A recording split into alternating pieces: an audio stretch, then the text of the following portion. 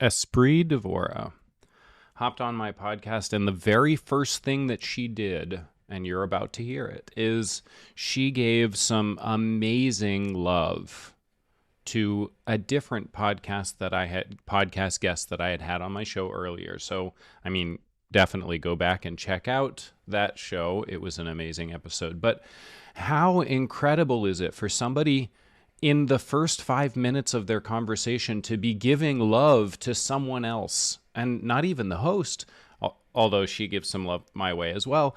She focuses first on someone else. And what she has to say in our interview is so heartwarming and so opening, every single minute of it. And don't miss a minute. Right at the end, in my 3 surprise questions, the ones that you know and love, something big really comes out.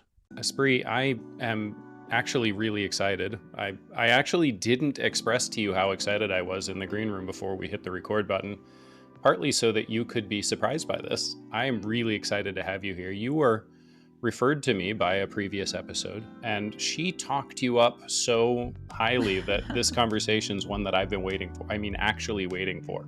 Stop. That's so sweet. Who was it? It was Cam Kashani. Oh my gosh. She's just the most amazing human on the planet, has overcome so much and shares everything that she's overcome with us to empower us, and specifically to make women the best leaders that we could be. She's the most amazing human. I love Cam. How did you meet Cam? How did you come across Cam? It's funny that the words that you used, I ran a sort of a LinkedIn focus about a year and a half ago, maybe 2 years ago. Yeah. To reach out to basically every single solo female entrepreneur I could find. Right. And just offer them support. Yeah. And most of them accepted my invitation to connect and then didn't deepen that connection. And whatever, it is what it is. And a few of them looked for opportunities to deepen that connection, and Cam is one of them. Sounds like Cam. She's so fantastic. Yeah, we've known each other for years. You know, she's responsible for Los Angeles becoming one of the top tech cities in the world, in the top 3. It was her work, sacrifice, and community efforts that built up Los Angeles to what it is today, known to be a tech city. Whoa. Yeah. She doesn't really talk about it anymore. But she does not. But I was there for it, so I witnessed it. I saw her community work. Wow. Yeah. Well, I want to talk about you, but I'm okay derailing a little and spreading some love her way first. Yeah, I mean, tell me about that story. I just messaged today. She's amazing. I mean, it's not a story. She built Koloft. We met. I built the first action sports social network. So I had an office with a movie theater in Santa Monica, and I used to host this event series called Entrepreneurs Anonymous, and it was a place to not name badge one another, but just be humans together. And her and her business partner showed up. I didn't know that. I love that. Just human together. Right? And they were building what now we all know is co-working, but at the time, like, co-working was only in San Francisco and it wasn't this known thing. So her and her co-founder were building a co-working space a few blocks away, and I'm like, what's co-working? And I got to know her over the years, and I've seen just the kind of work that she invested. I remember in the initial meetings before she opened, it was me, this awesome guy, Tyler Koblasa, if I'm not butchering his last name, and her and her co-founder, and we would brainstorm like how to make Koloft just spectacular. And one of the things that she kept repeating was, people over profit, like always serve community first. It didn't matter. She's a businesswoman. It was important to build a smart company, but the people were a priority, and then she just trusted the other pieces would work out as long as she built intelligently. And I was just really respected that. And then she built a profitable company in Santa Monica. And because of Coloft, investment firms and different places migrated or opened a second office in Los Angeles just because they saw it as like an economy that they needed to be a part of. And that was all Cam's community work that made that energy possible, where the top venture capitalists in the world are opening an office in Los Angeles because there's a buzz in the city. Like that buzz is Cam Kashani, like that, And so, yeah, she's amazing and continues to be That's amazing. so But cool. now her focus isn't on LA tech or tech. Her focus is on women, empowering women to be the best that we can be, and to bring us to a really strong point of leadership, not get in our own way. She talked a little bit about that in her episode, probably 4 months ago, maybe. Yeah. She was just like, yeah, I'm really just focusing on this women networking thing. And I was like, this is kind of cool. And I don't see the whole story. And Espree, you're helping me see a lot more of the story. Yeah, she's amazing. And, she's extremely selective with her time. She's a single mom of twin boys. She's just amazing. And so that she chose you to invest her time into your world, it says a lot about who you are too, because she does not throw her time around lightly. Well, thank you. Yeah. Very cool. And thank you, Cam, because I'm sure you'll listen to this one. Wow. Yeah, she did not. And I didn't, apparently I didn't effectively sing her praises, but here you are. And thank you for that. The media called her the godmother of Silicon Beach. Whoa. Yeah. Damn. Yeah. Like the biggest publications, and she earned every last syllable. She's amazing. I'm really grateful that she's in my life. Very cool. Thank you for sharing that. What an amazing story. Are you up for sharing a little bit about yourself with the same level of excitement? Oh my gosh. Well, I'd have to muster up confidence to have the same level of excitement, but I'm happy to share about myself.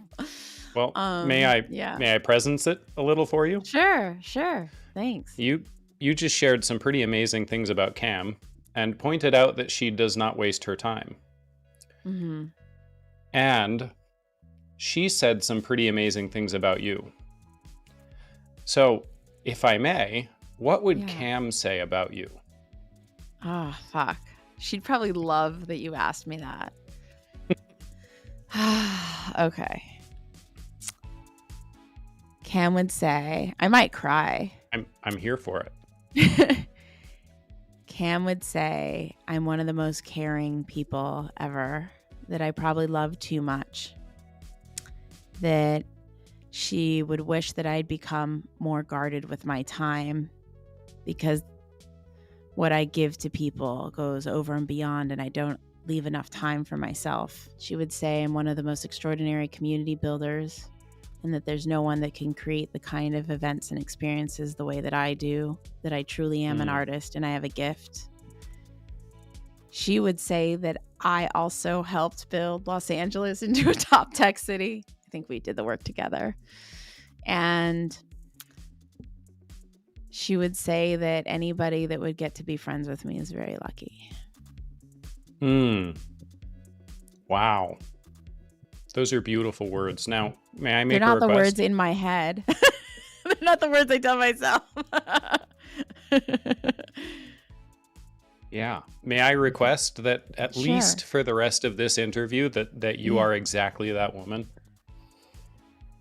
Well, I am her, just not in my head to myself. Yes. I'm always me, but how we perceive ourselves and how other perceive us is, two different narratives and storylines. But they're all a version of the truth,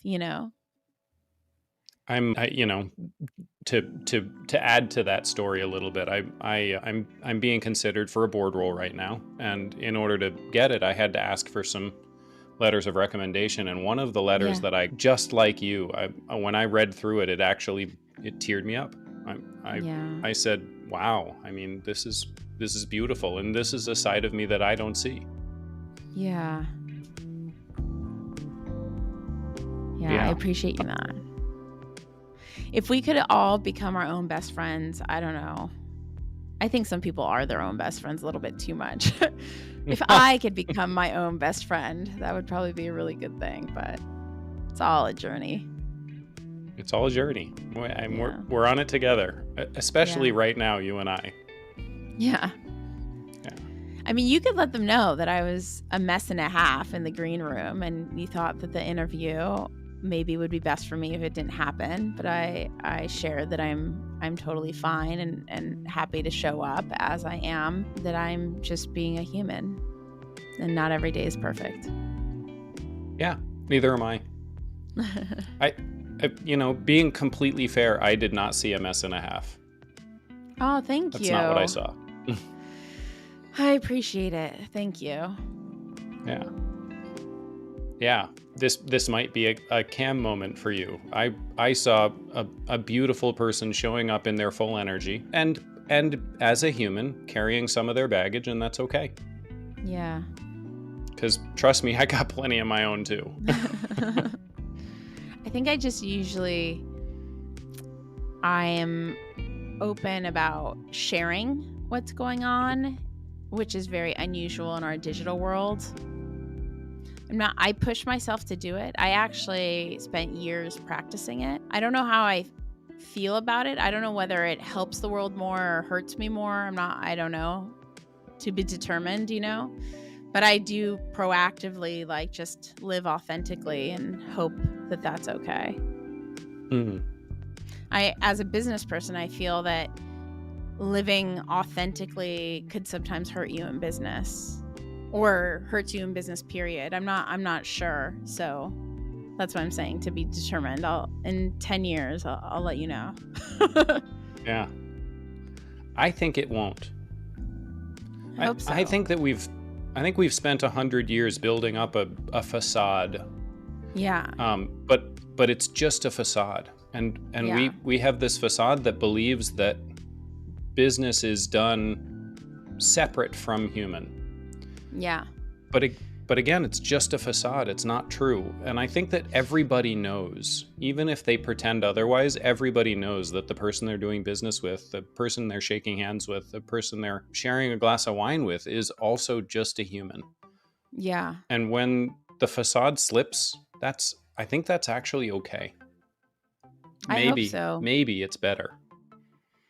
I hope so. I don't know if there's brands that choose not to work with me or et cetera, because my openness can be perceived as a flight risk or something, but the reality is that we are all experiencing these things. The only difference is that I'm open about it. And so it's this weird world of perfectionism.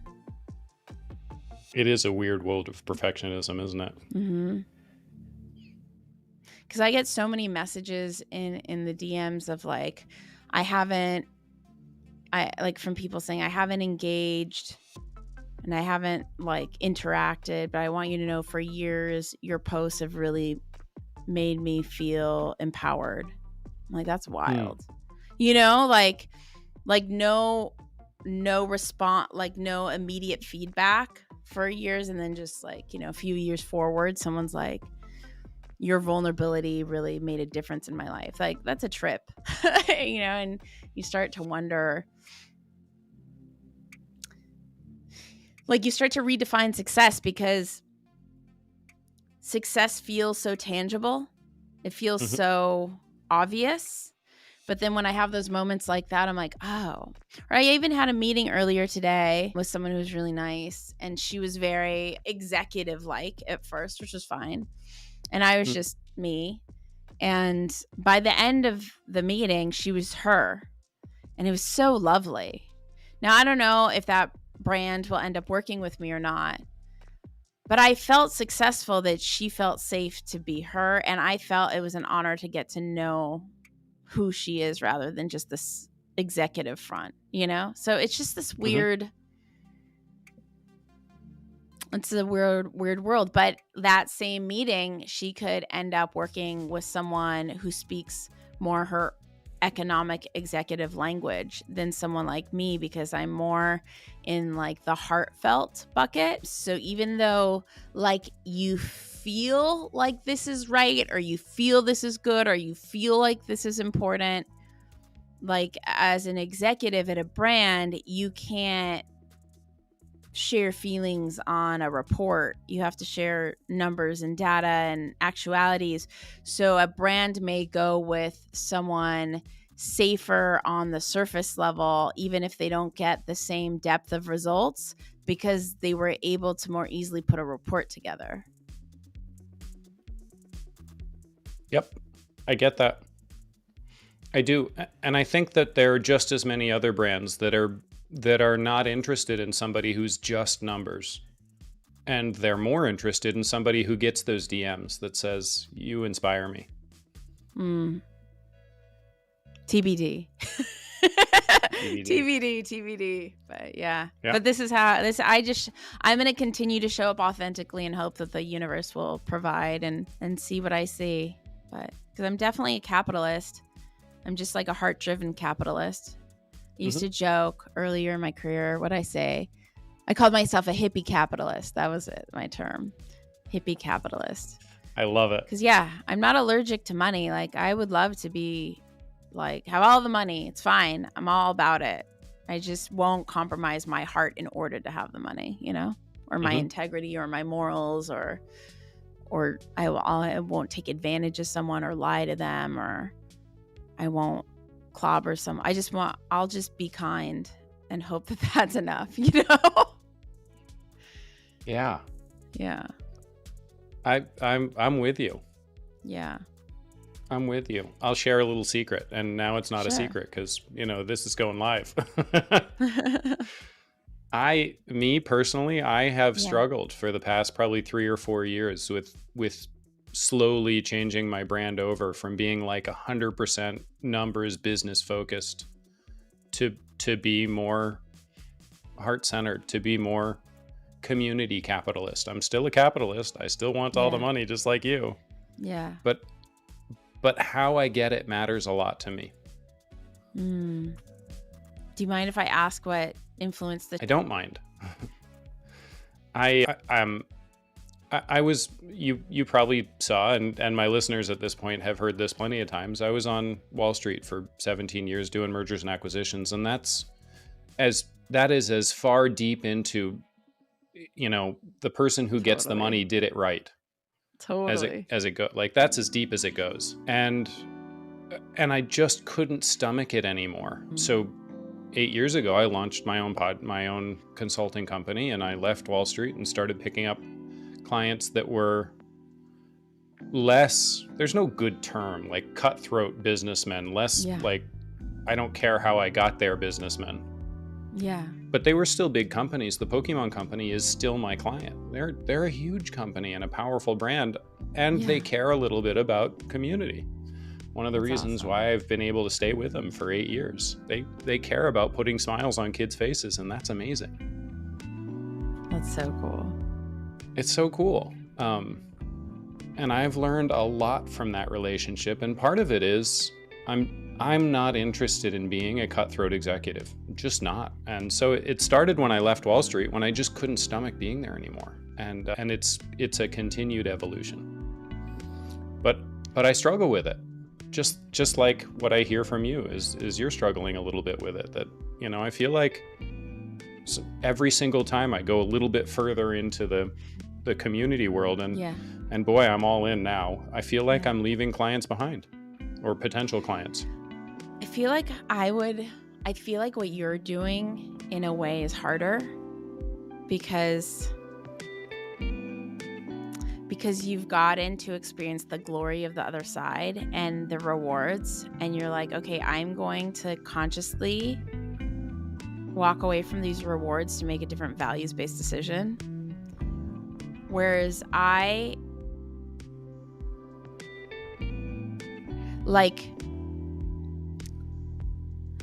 don't know. I was going to say it's not really a story of resilience, but like for me, I just have to have the courage to have faith But like, I'm also not, I've had to not had to, I could have stayed, but I've made a choice to walk away from certain deals. But I just feel like you had such a kingdom of deals that to be like, I am going to leave this magnificent kingdom because there's just not a culture inside this kingdom. And I'm going to go to the culture. Now, I don't know if there's a kingdom with a culture, but I'm going to choose to leave the kingdom and see if the culture might have a kingdom too, you know? Whereas I'm like, I'm not even going over I'm just like off, like Tom Hanks with the volleyball, like trying to stay afloat, Wilson. You know? Yeah. So I don't know. I kind of think it's harder what you're doing because it takes so much more. I don't know. So conviction. I don't know what the right word is. It just feels harder to me. Thank you. I appreciate that. I've only ever experienced my journey, so it's hard for me to compare them. But certainly it wasn't easy. No. I consider myself an artist of human connection, and I really love the word artist, even though I'm a founder and on paper I'm an event producer and a podcaster and all these other labels. Like who I am is an artist. And so the choices I make throughout the entirety of my career have all been to create my art. So it's just very easy for me to make choices in alignment with my art, but I use the word easy lightly, which is why I paused, because there's a lot of suffering in being an artist. So it's easy to speak my truth and also extremely difficult to experience the reality of my truth. You know, like, so like I'll be very open, like what I'm hearing. Oh yeah, go ahead. I don't know if this is accurate, but what I'm hearing is that you're experiencing cutting off your ear for your art. Yeah. Yeah. You're having Dali Was it Van Gogh? What was that? Dali. Was it Dali? Yeah. Yeah. Yeah. Like I have the two sides of my brain. There's nothing easy about that journey.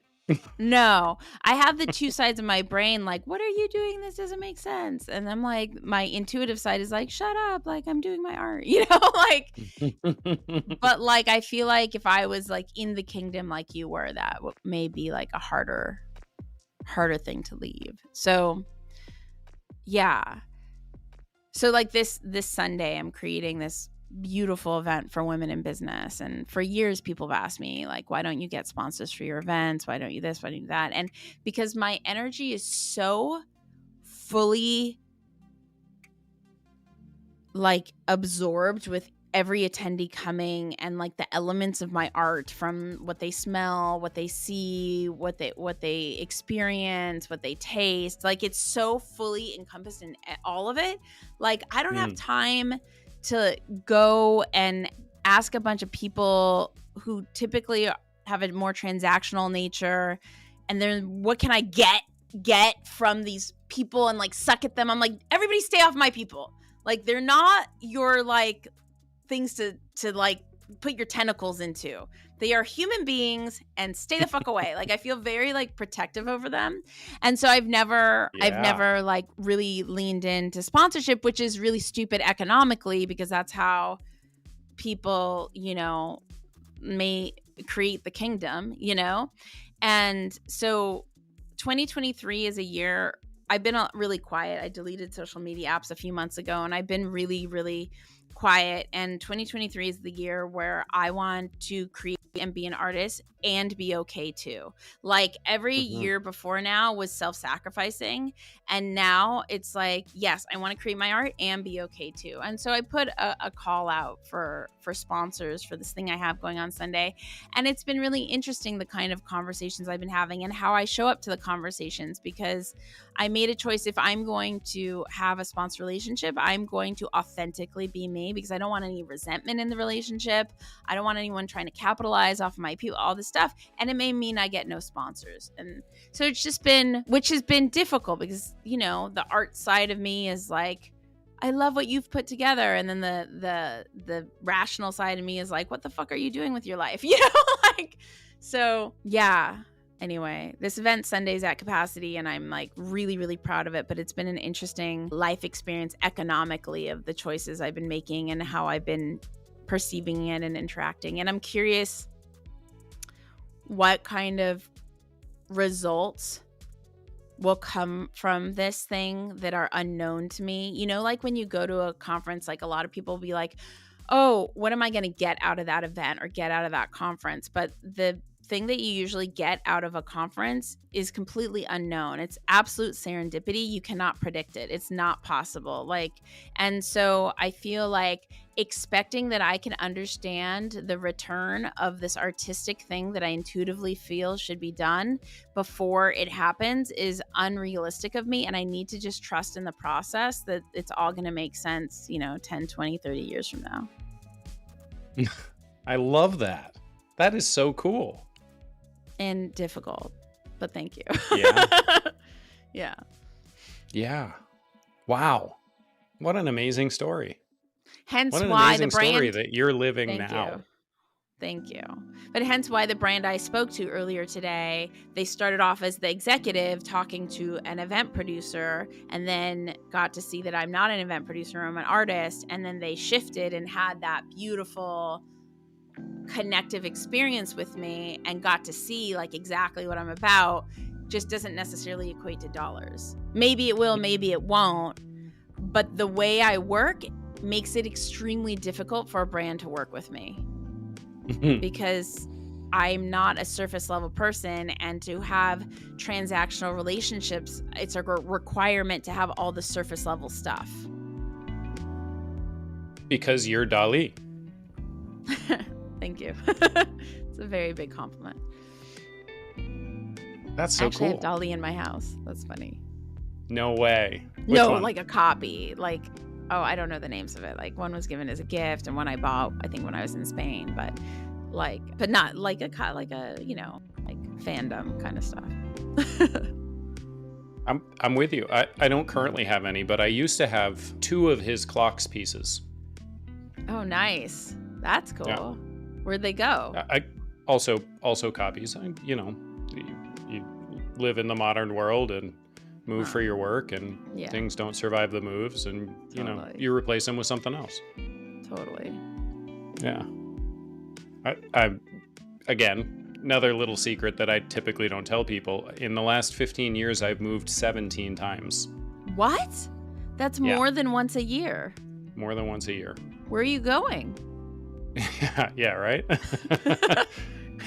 Totally valid question. And what's really crazy about that is that for 4.5 years, I didn't move at all. So that's so 16 it was multiple moves in 11 years. Wow. Have you had a good time adventuring about? Oh, yeah. Yes, and, right? Yes, and. Yeah. Welcome to the Improv. world. Yes, and. Yeah. I had a lot of fun. And also, not being grounded is exhausting. Yeah. Agree. Yeah. I'm a backpacker too, so I get it. I've been to over 100 countries for the Women in Tech podcast, and I love it, but it's not a vacation. Not a vacation. That's so cool. Yeah.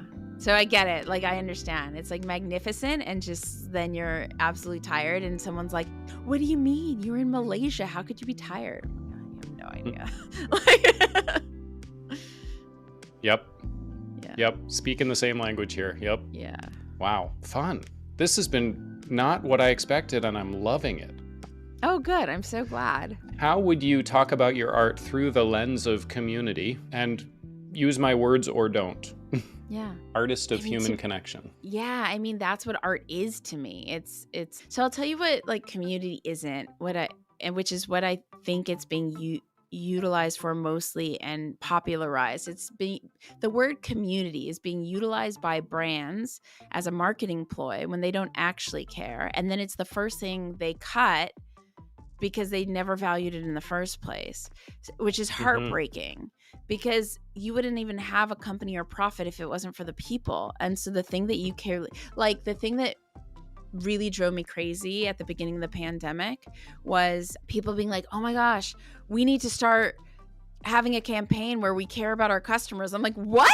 Why didn't you care about your customers before the pandemic? What's wrong with you? Like all of a sudden you need to show you care. Like that's so weird. So for me, this sense of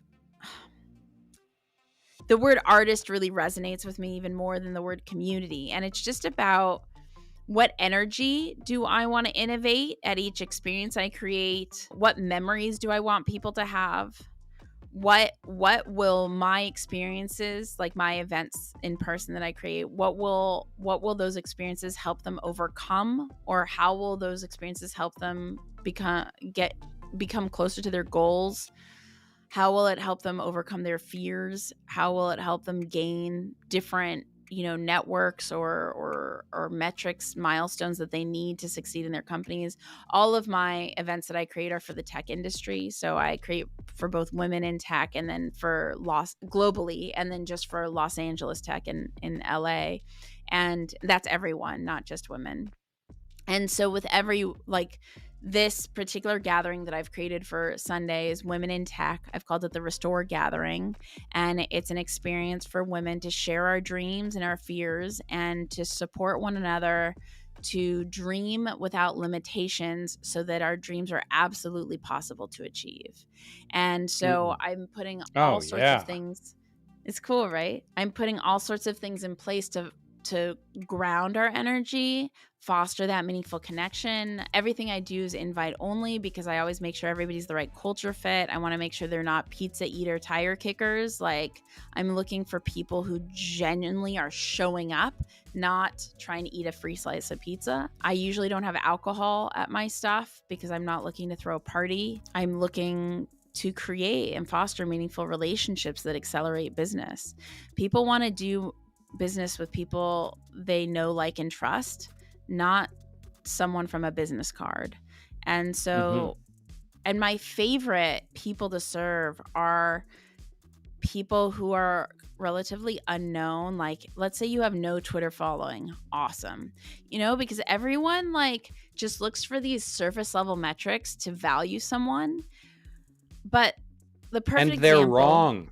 They're totally all wrong. Totally wrong. What? Yeah. What? Go I ahead. don't know a single person who actually knows 10,000 people.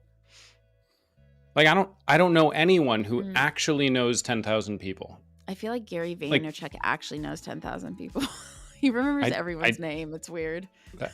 That would be impressive. And I don't personally know Gary V, so yeah, the statement's still true. I've heard the same thing of Bill Clinton, by the way, that you meet him and then like 3 years later you meet him again and he remembers your name and the name of your kid. That's so crazy. I don't know what area in the brain you have to have that be possible. It's pretty damn impressive. I also don't know Bill Clinton. So I still don't know a single person who actually knows 10,000 people. When did social proof start getting measured in tens of thousands? When did that happen? Who said okay to that? Like, if I have 200 people who really love me, to me, that's impressive. Yeah, that is impressive. I mean, I could answer that question, but I think that's a podcast for another time. But yes. Perhaps we should put it on the books. But yeah, yesterday I was at a conference and this guy that I've known for a while was with his girlfriend and he goes, "You don't understand." And he's a Forbes 30 under 30 and like all these like status indicators. Really nice guy. And he goes to his girlfriend, "You don't understand. Esprit gave us our first shot." Like, how cool is that? You know what I mean? Damn. Like, no one cared. I didn't care about your Twitter or Insta. Like, I just thought you were cool. And now you're this, like, on paper, big deal as well. But I love that. I love just being a part of good people's journeys who are really doing things, not tire kickers. Like, people really like giving, entrepreneurship their all with the right heart, and they're not gross or scummy, and they have values and they're kind. I was telling him yesterday, I love that he and his co-founder treat their girlfriends so well. Like, I look for values and characteristics when I'm seeing who can be a part of the community. I'm not looking for status marks. Wow. Yeah. More of that, please. For those of you who are listening, more of that, please. It's hard to, but it's hard. That's what I'm saying. That is hard to economically support from brands. Only right now. I don't know, maybe TBD. Only right now. I think it's changing. I think it needs to change. TBD, we shall see. Yeah. TBD. We've been talking about that for a little over half an hour. I think we agree. Yeah. I mean, I mean, if there is a universe that exists, I'd love, you know, for the universe to show me signs that, like, you know, all these choices that I've made to prioritize integrity over the years, that there is room for me to prosper in capitalism as well, you know? Mm-hmm. So we shall see. Yeah. Well, to the gods and consumers that are listening, here's my plea. Let's make sure that this artist doesn't starve until she dies. Like, thank you. Let's buy her art while she's alive. Right? Right? So crazy. There's this musician I love. I know this isn't exactly about your podcast, but let's do it. Being that I live such a unique life and make such rare decisions that aren't very standard in society, it's not very like often. Showing up and having a chat about community with some dude. Well, I think maybe a lot of people do stuff like that. But that's funny. But I don't have a lot of examples of people making the same type of choices as me. And so there's this musician named Ren who my friend sent me on New Year's Eve, actually. And he's an independent artist. He was once signed by Sony, but he got sick with Lyme disease. And so Sony ended up dropping him, et cetera, et cetera. And he's been on this journey, and he's one of the most brilliant musicians ever. I'm not even like a music fan. I feel like his music has made me a fan of music. It's crazy. And why there's so many reasons why I appreciate his existence, but one of them is he posts about being an independent artist pretty often and the kind of choices he makes to prioritize his art over profit, to prioritize his art over, to make sure his art has integrity. Like, he said this one thing in the last few weeks where a lot of his fans have said that they don't want him to do rap because he's this other kind of genre. I don't know that much about music, but he's a singer genre, so they don't want him to do rap or whatever, you know? And he's like, look, I'm an artist and I need to follow my creativity and I need to push myself, and I'm curious about rap, so I'm going to do rap. And, you know, hopefully you'll be along for my journey. And if you're not, you're not. But I need to serve myself as an artist in order to show up as authentically as I do and not do things based on what society wants, because then I wouldn't be creating the magic that you're experiencing. And I'm like, amen. And so, like, when I see posts from him and the kind of chances he takes to give his full self to his art in the most honest, authentic, vulnerable way that creates so much human connection for his community, his fan base, it just really empowers me to just keep on keeping on. Because sometimes, you know, I just feel like I'm a lunatic and I'm like, should I just stop? What am I doing? You know, and then I see something like that and it really empowers me to be like, nah, just stay true to my art. It will make sense eventually, hopefully. I love it. Okay. Let me try something. Yeah. Pop-ups are a thing. Yeah. Most people think of community from a relatively long-term perspective, but I don't think that that's required. Agree, actually. Yeah. Yeah. It's a thing, right? Long-term communities, they're a thing, but I don't think it's required. Yeah. Your events are, as an artist, what you're creating is a pop-up community. Agree.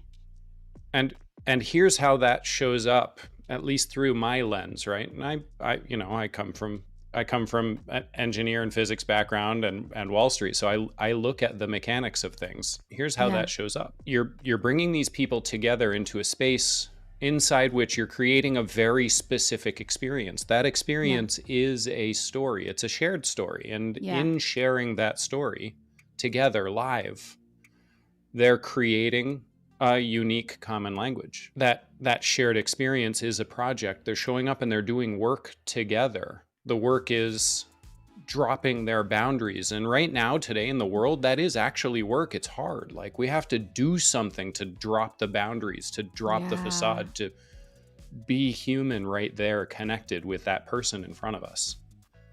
Unfortunately, but true. Yes. So they come into it in seek of a purpose that you create, that you draw people in through. They experience this event that's work in itself. It's work in what they have to do to be there.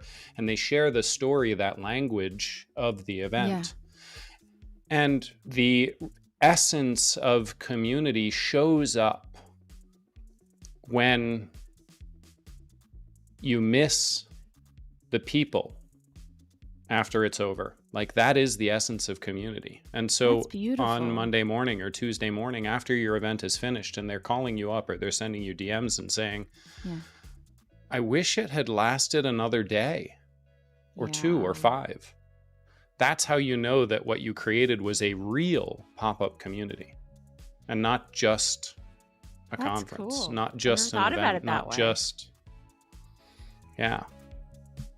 That's cool. That's so true. That's awesome. Thank you for sharing that.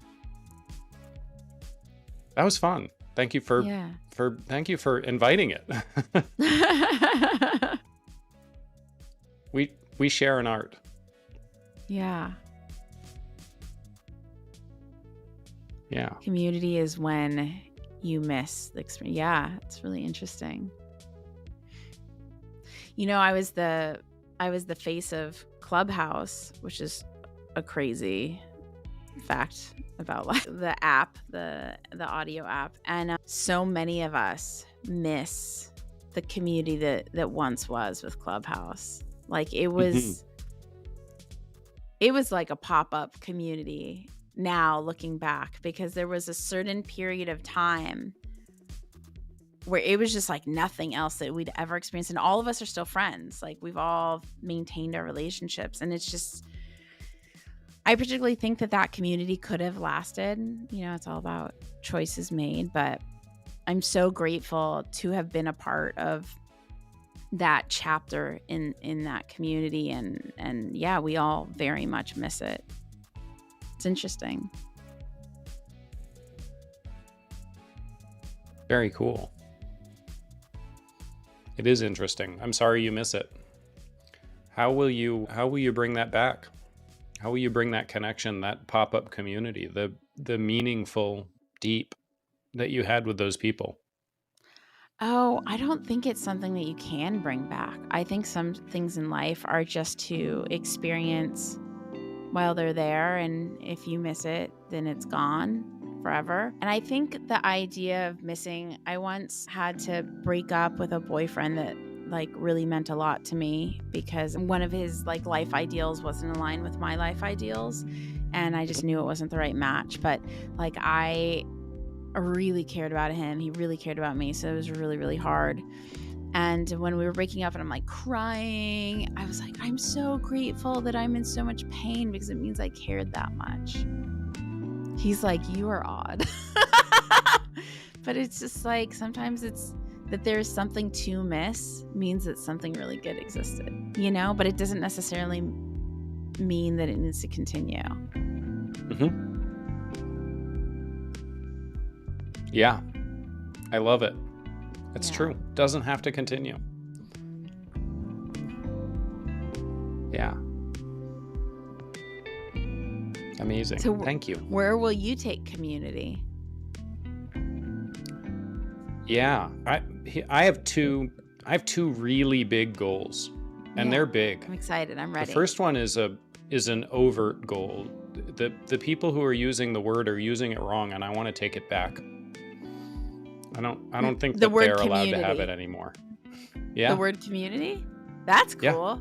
Yeah. I support you in those efforts. Yeah. I'm sick of hearing politicians say blah blah blah, the community blah blah blah. They're not.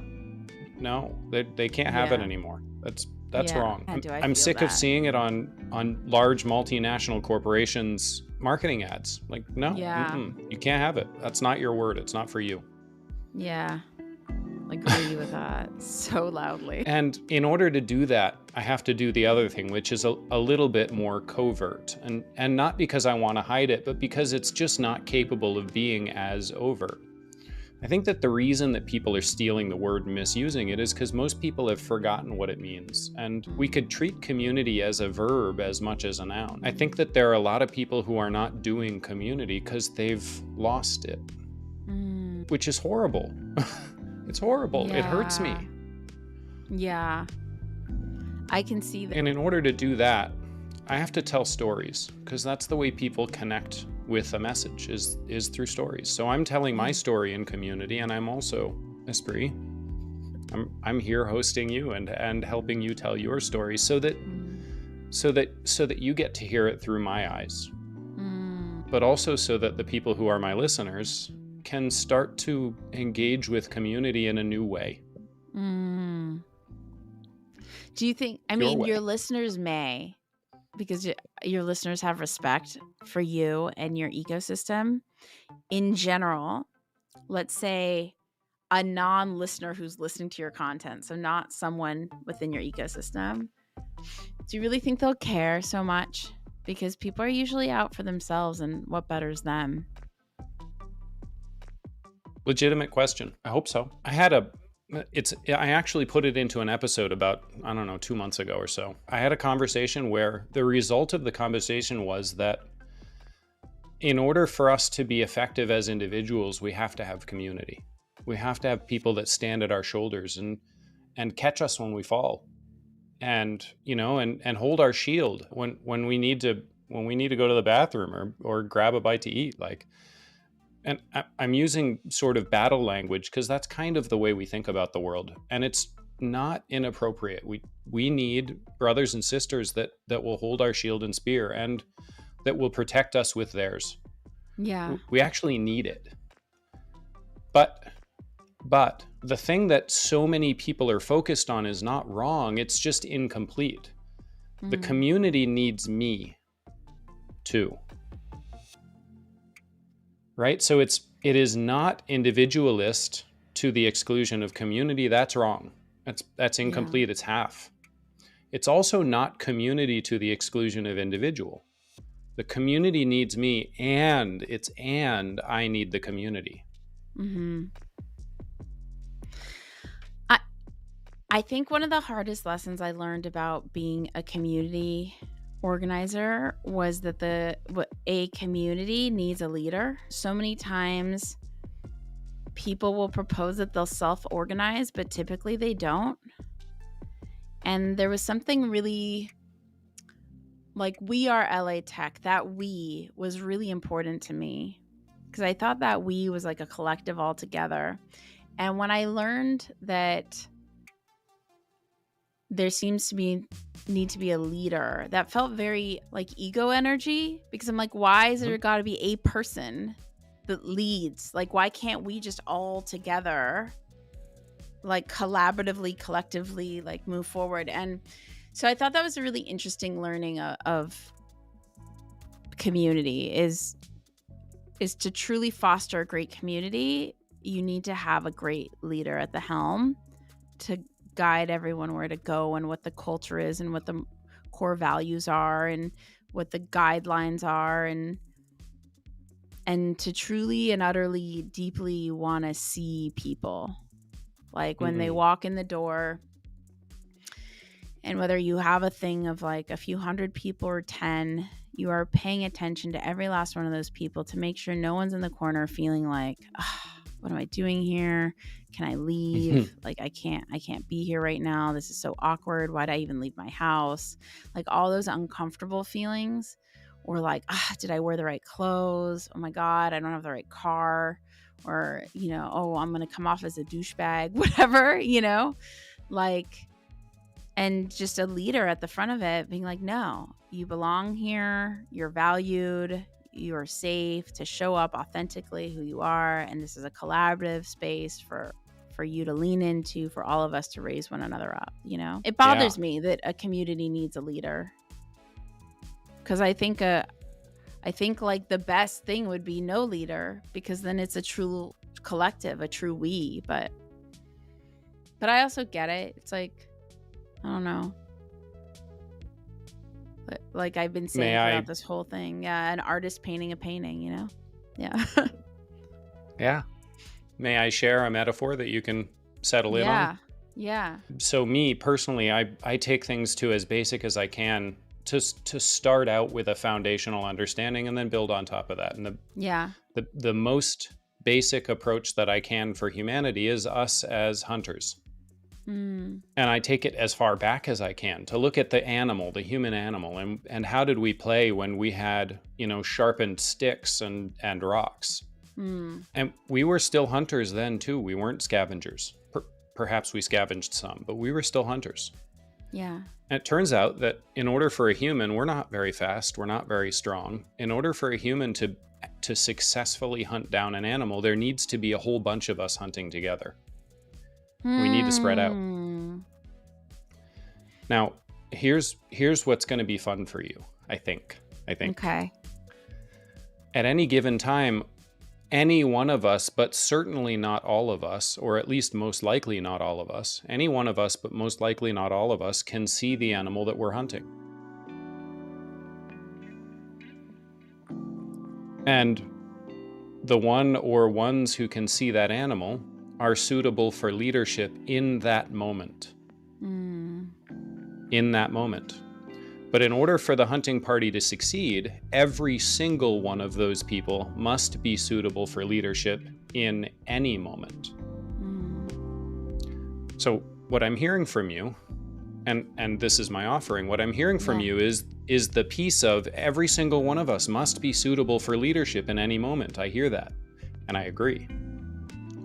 And at any given moment, maybe only one of us can see the prey.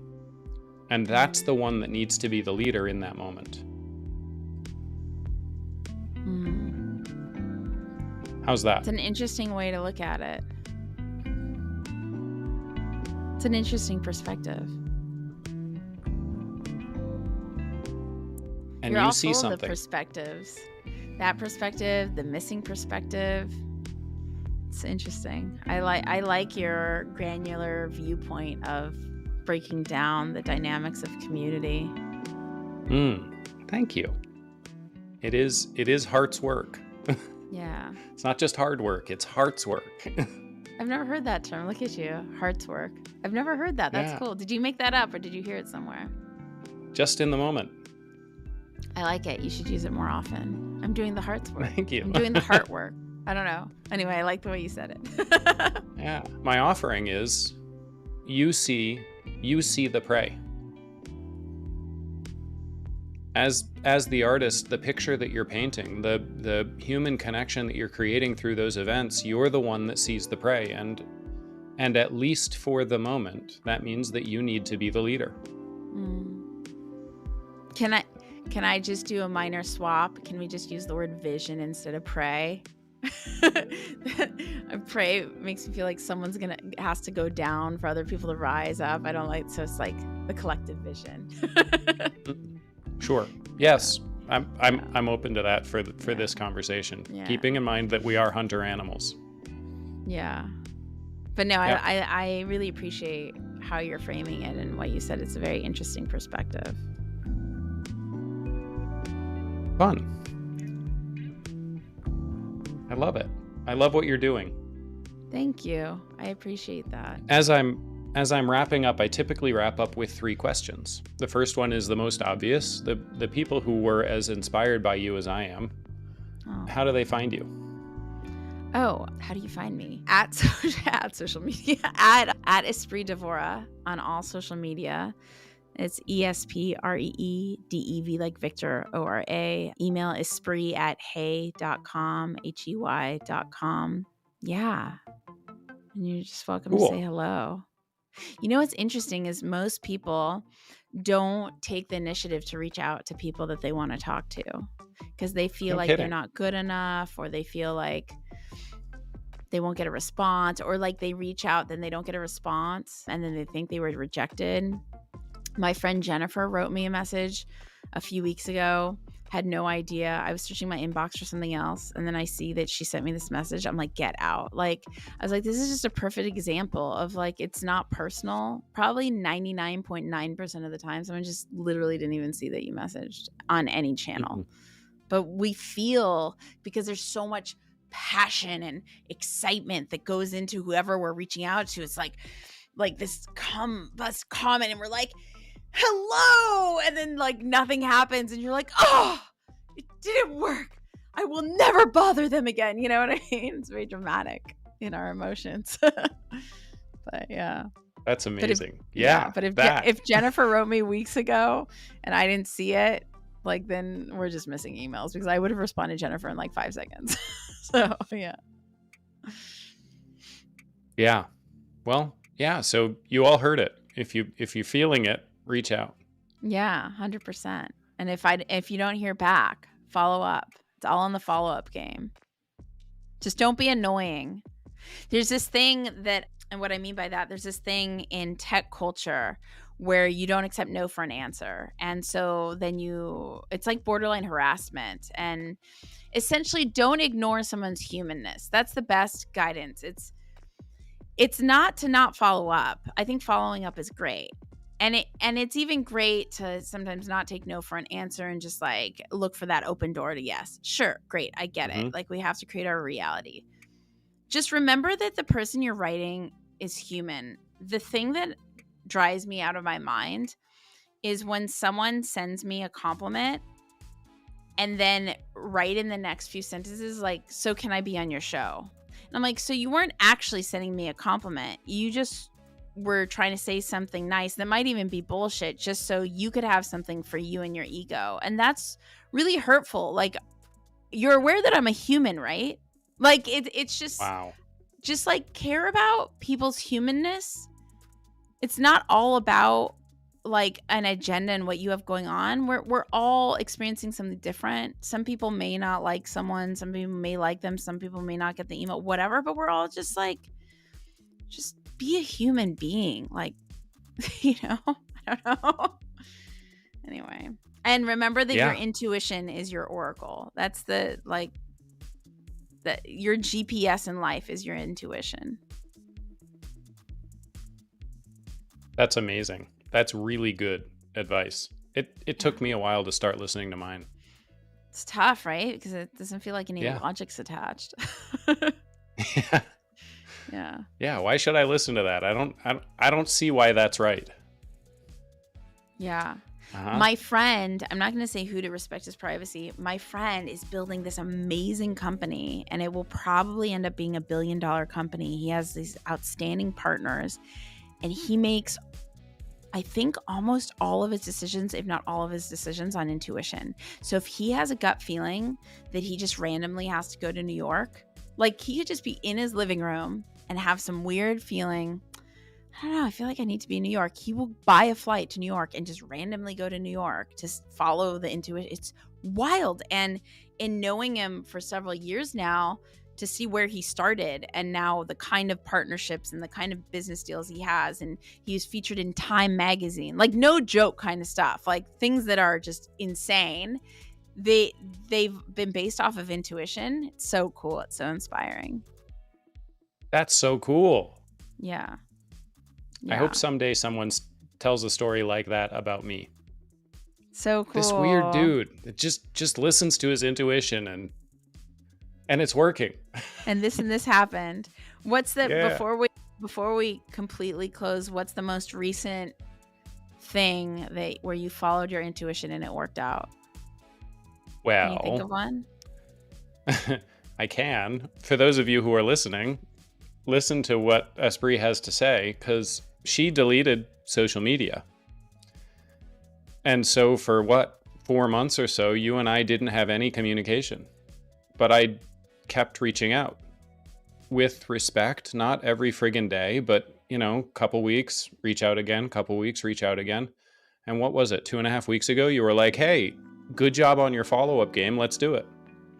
It's true. I have just been off social media. Yeah, that is true. Yeah, you weren't weird at all. I don't remember any, like, obviously I'm here. I don't remember any kind of weirdness, you know? Like there's someone who followed up with me inappropriately, and like that person I proactively would like to not know. You know what I mean? Like it was like, wow, that's intense. Like not accepting no, not like, I'm not going to get into it because I want to be respectful to the privacy of the person, but like at the end of the day, it's like if that person just was human, it would have been fine. But instead they wanted something for their company from me, and they didn't want to wait. Super I get interesting. Yeah. Well, thank you for the opportunity, Lucas. This has been really special. And again, I know you said you didn't think I was like too much before in the green room, but I just thank you for not holding what I perceive against me. You guys, I was late. It was really, really hard today to like to move. Like some days, you know, when you struggle with anxiety, it's hard to move. And so I was experiencing that, and I'm like, come on, go, move. You could do it. Like, yeah. So thank you for being so open about it. You're welcome. Yeah. You're welcome. Thank you for showing up. You were awesome. Thank you. You're so sweet. Thank you very much for the opportunity. Yeah. 2 more questions, if I may. Oh my gosh. Yes, I love it. Sorry. Yeah. I derailed us. Sorry. No, that was awesome. Do not apologize. That was great. The second question that I close up with is, if there was any one question that you wish I had asked, what would it be?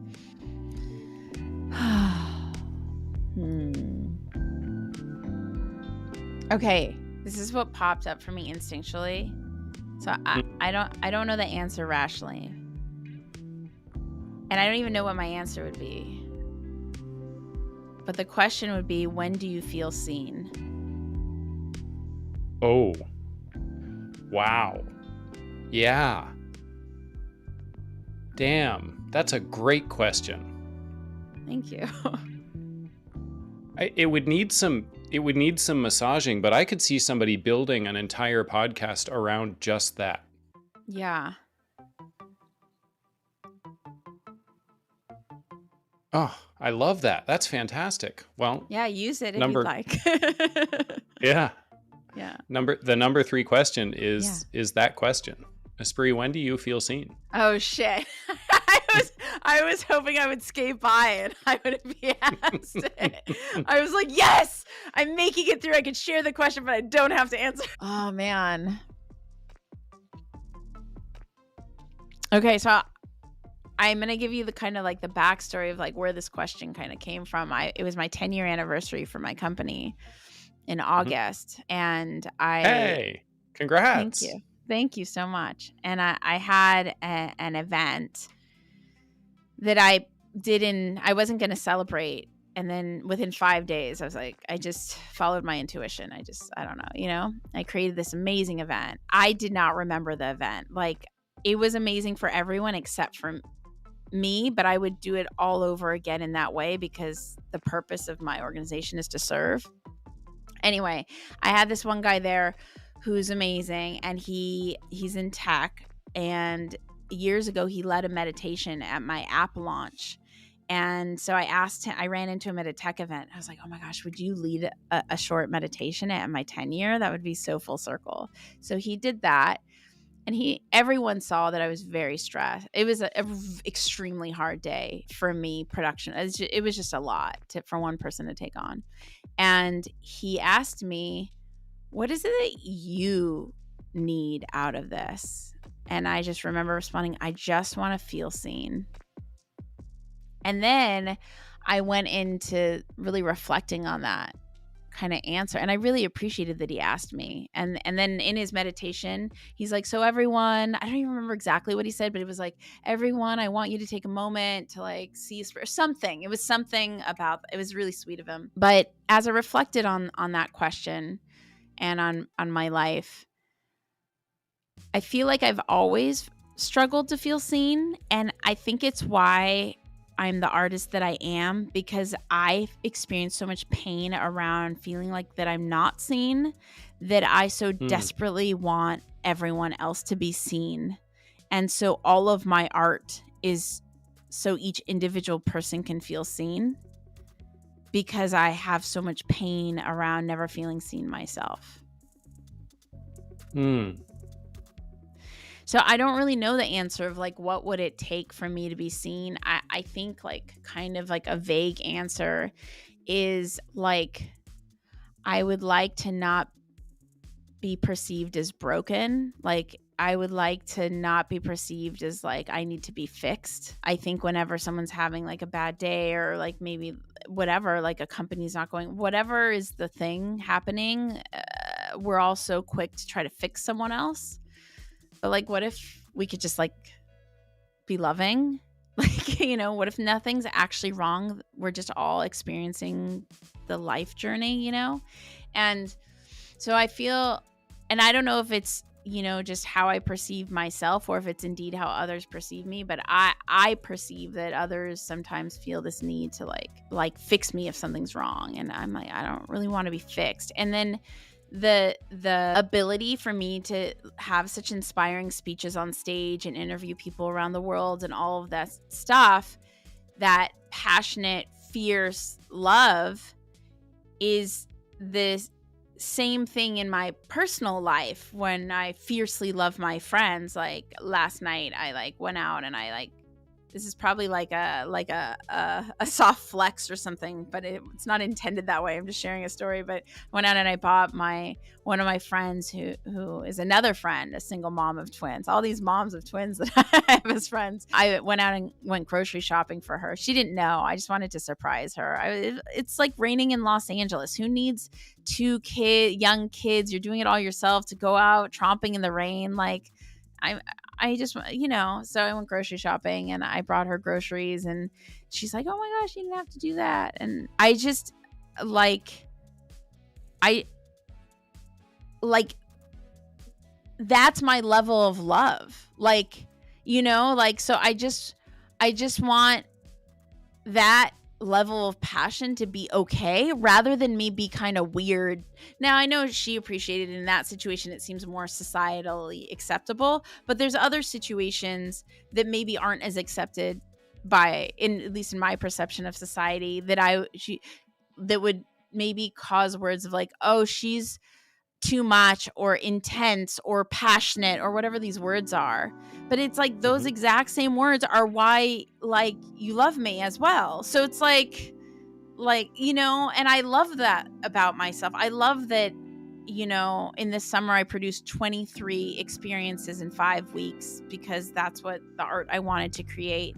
But that same intensity like is how I'm gonna like love my friends, and you know, like, and I think that's wonderful. But I perceive that society thinks that makes me weird, and I don't want to be weird. I just want to be. And so I think I would feel seen if I believed and perceived, and it was a fact, that I am just accepted the way I am and loved unconditionally and appreciated just as I am. And I didn't have to be something or like to serve you in order to be loved. Yeah. Yeah. Like my girlfriend didn't need me to bring groceries to her house in order to, she just like loves me, which made me like want to do that, you know? I really appreciate her love for me. She's so kind. And so yeah. Anyway, that's a very emo loaded answer, but there you go. You had to go off and ask, so I answered. That's what I get, right? Yeah. Hope I didn't bore you with the long-windedness. Not at all. That was amazing. I was enraptured. Aw, that's very sweet. Thank you. Yeah. Amazing. Well, those are the 3 closing questions. Espree, do you have any closing words that you'd like to share? No, like I said earlier, just remember your intuition is your oracle. It's so important.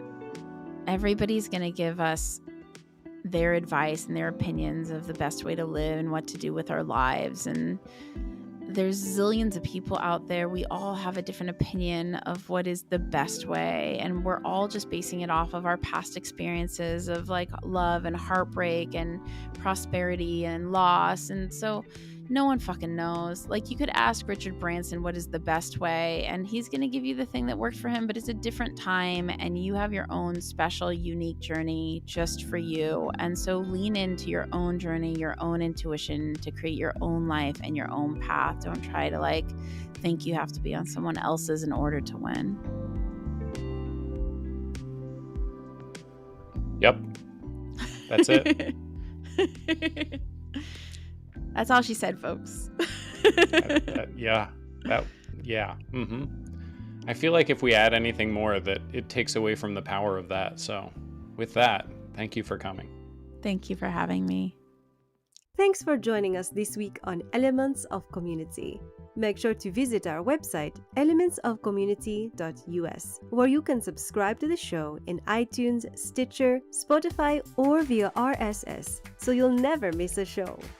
While you're at it, if you found value in this show, we'd appreciate a rating on iTunes, or if you'd simply tell a friend about the show, that would help us out too.